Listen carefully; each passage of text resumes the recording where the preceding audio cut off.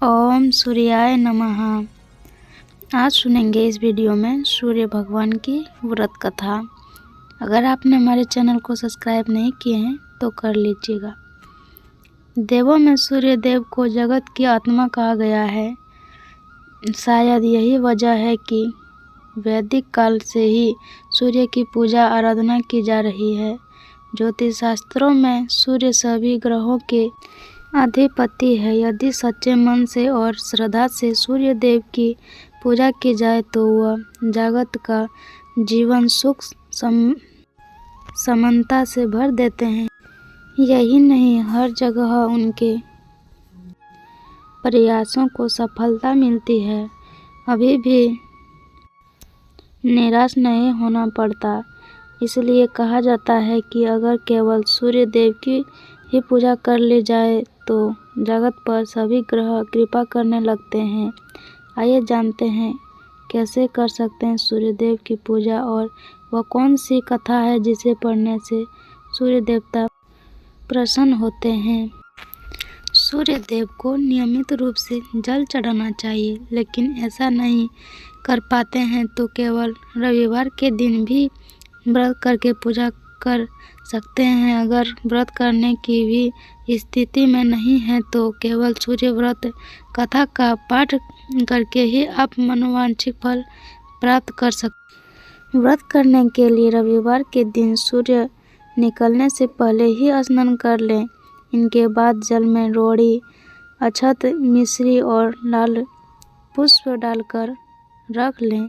जिनके बाद सूर्य देवता को प्रणाम करें, फिर व्रत कथा का पाठ शुरू करें। कथा के बाद जल सूर्य देवता को चढ़ा दें। अंत में व्रत कथा के दौरान हुई भूल के लिए क्षमा प्रार्थना करें। कथा इस प्रकार है। एक बुढ़िया माई थी जो कि सूर्य देव की बड़ी भक्त थी। वह हर रविवार को प्रातः काल में स्नान करती। उनके बाद पूरे घर को गोबर से लिपती, फिर भोजन तैयार करती और सबसे पहले उनका भोग सूर्य भगवान को लगाती। इनके बाद ही भोजन करती। यही उनका नियम था।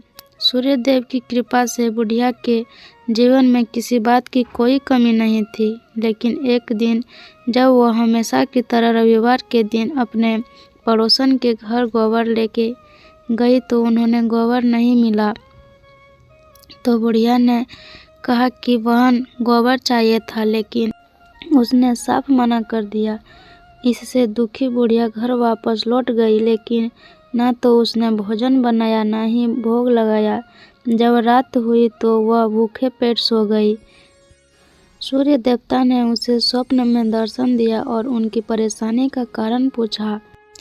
बुढ़िया ने दुख का कारण सुनकर सूर्य देवता ने उसे सर्वकामना मूर्ति गाय का आशीर्वाद दिया और अंतर्ध्यान हो गए। जब बुढ़िया की आंखें खुली तो वह हैरान रह गई। उसने देखा कि उनके आंगन में तो गाय के साथ एक सुंदर सा बछड़ा बंधा है।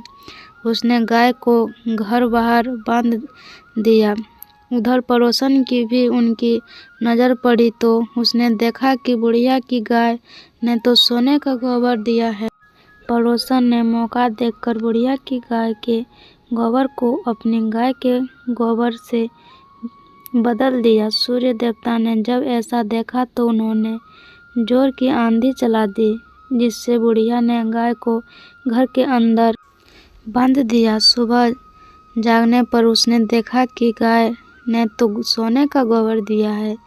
तब से वह उसे भीतर ही बांधने लगी।